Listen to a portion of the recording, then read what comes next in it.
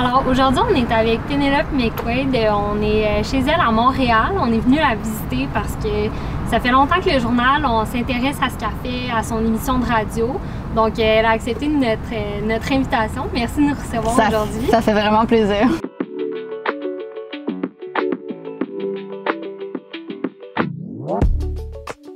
De 8 h le matin à, je dirais à peu près 8-9 h le soir, je suis tout le temps en train de travailler pour l'émission de radio. On a quelques meetings effectivement par semaine où on est toute l'équipe, puis là, chaque recherchiste pitch 2 sujets. En fait, on a un grand document Drive qui là doit faire à peu près déjà 17 pages, on n'a pas encore commencé, où tous les jours, les recherchistes ajoutent les sujets qui leur trottent dans la tête. 2 fois par semaine, ils nous pitchent leurs 2 sujets les plus pertinents ou qui les intéressent le plus, chacun. Mais là, après ça, on a des trous, il faut mettre les trous, il faut voir dans une semaine, est-ce qu'on en fait dans 3 semaines, est-ce qu'on... Bon. Alors ça, c'est un peu comme ça que ça fonctionne. Donc oui, moi, je donne mon OK, non, des fois, je comprends pas, ou non, je trouve que c'est pas une bonne idée, puis toute l'équipe fait, ben voyons, c'est sûr que c'est une super bonne idée, attends, on va te leur pitcher, on va te... puis moi, j'ajoute mes sujets, mon grain de sel. Après ça, il faut trouver qui sont les meilleurs intervenants. Par exemple, on fait beaucoup de tables rondes. Fait que c'est qui les 3 personnes qu'on a envie d'avoir autour de la table? Ben moi, je connais quelqu'un, on l'entend pas souvent dans les médias, mais elle est vraiment bonne. Fait que OK, adjoint à quelqu'un qui connaît vraiment bien les médias, puis qui sait comment puncher, puis tout, adjoint à une autre personne. Fait que là, on monte les tables rondes selon nos expériences, puis notre connaissance de certains intervenants sur le sujet. Mais c'est sûr que moi, je suis impliquée, je pense que forcément, c'est dans ma personnalité, mais ce type d'émission-là aussi, quand ça porte ton nom, quand c'est très incarné. Puis cette année, est-ce qu'il y a des sujets que tu as hâte d'aborder ou des sujets que tu as pensé cet été qui t'allument plus? Quand on a eu notre premier meeting de production la semaine passée, à la fin du meeting de 3 heures, je leur ai dit « Hey, moi, là, ma marotte cette année, le premier mois était comme « Bon, enfin, ça t'a pris 3 heures! » Là, tu sais, il y a toujours une marotte de l'année. Cette année, pour moi, c'est vraiment... on a beaucoup parlé de diversité dans les dernières années. Pour moi, l'angle mort de la diversité, c'est les personnes handicapées. Je trouve que à chaque fois qu'on a un débat social sur des inclusions quelconques, ils sont toujours évoqués quelque part, mais jamais vraiment on s'attaque à ce qui pourrait faire de leur vie économique une meilleure vie, à leur vie pratique une meilleure vie, dans nos institutions, dans notre société. Je trouve vraiment que c'est l'angle mort. Quand je lisais encore sur le REM, puis sur où est-ce qu'il faut couper, bien, on coupait encore dans les ascenseurs, dans les stations de métro, puis les futures stations du REM. Puis la diversité aussi, c'est... Je pense qu'on est rendu à un endroit que si on est pour parler de la place des handicapés, c'est fun d'avoir des handicapés autour de la table, mais pas juste pour parler de leur réalité. Non, pour parler d'autres sujets, c'est ça. Pour parler du Canadien, pour parler d'environnement, pour parler de sciences politiques, c'est là, tu sais. Tu as dû voir dans toute ta carrière évoluer la diversité dans ton milieu. Oui. Est-ce que tu l'as même amené toi-même? Bien oui, par exemple, l'année passée, on a fait 1h30 sur les enjeux autochtones. Et on était tous autour de la table, mon équipe entre blancs, en train de décider quel serait le contenu de ces 90 minutes. Fait que là, j'ai dit, avant d'aller plus loin dans cette conversation, ça prend des consultants, ça va prendre quelqu'un ou plusieurs personnes autochtones autour de la table pour décider avec nous.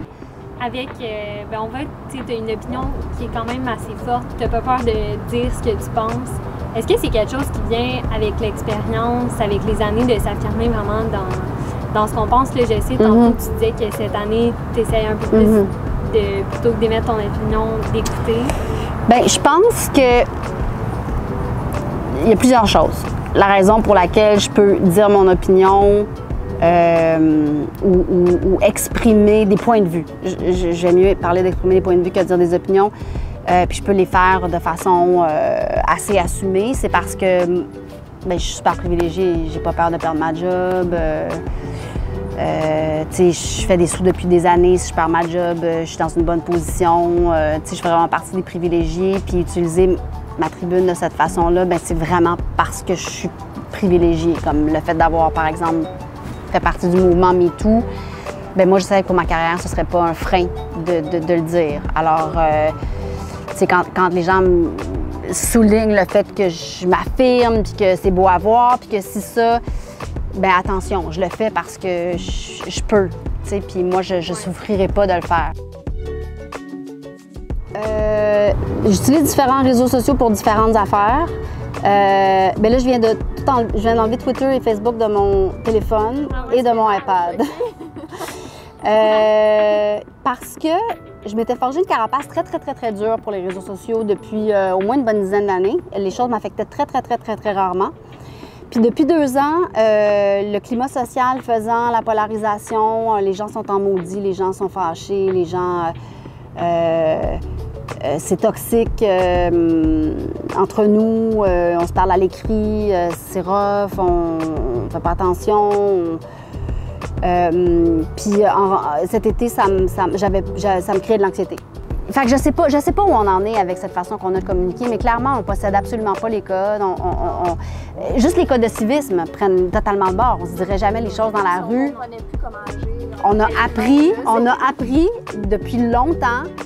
Ça, tu dis pas ça dans la rue. Ça, tu t'adresses pas à quelqu'un que tu connais pas de cette façon-là. Ça, tu dévoiles pas ça de ta personnalité à du monde qui pourrait en profiter.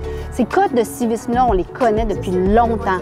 Mais c'est comme si là, quelqu'un m'expliquait, un spécialiste m'expliquait que c'est comme commencer au CPE, là. On est au CPE de la communication. Fait qu'on le sait pas, puis comme pour reprendre une phrase de François Legault, on pilote l'avion pendant qu'on le construit, là, on est vrai. Puis moi, ce qui me désole un peu, c'est qu'on est tous un peu des rats de laboratoire pour des grandes corporations. Facebook, les GAFA, qui font plein d'argent et qui utilisent notre psyché et comment on agit là-dessus pour bâtir un paquet de stratégies et des modèles d'affaires dont on est le produit. En tout cas, j'ai vraiment l'impression qu'on vit à une époque de l'histoire particulièrement riche, là, qui est lourde, qui est dure, qui est prenante, qui est polarisante. On est comme... Je parlais avec des collègues ce matin en sortant de Radio-Canada, des collègues qui rentrent aussi pour la rentrée. Puis bonne rentrée, puis ton été, puis on se rend compte que, ouf, tu sais, ça en fait là, depuis quelques années des choses qui s'empilent les unes sur les autres. C'est pas comme un dossier réglé, c'est pas comme les femmes réglées, les Autochtones réglées, les Noirs, OK, c'est réglé. Il n'y a rien de ça qui se règle. Toutes les plaies sont béantes, ouvertes. On ne peut plus dire qu'on ne les voit pas. On sont toutes là. C'est impossible qu'on revienne, même si après la COVID, on va revenir à certains très mauvais réflexes et très mauvaises habitudes qu'on avait avant, notamment au point de vue climatique, mais ça, c'est un autre enjeu. Mais je pense que pour ce qui se passe socialement en ce moment, je ne vois pas comment ça pourrait pas profondément changer le cours des choses puis le cours de l'histoire pour le mieux. Ça va bien.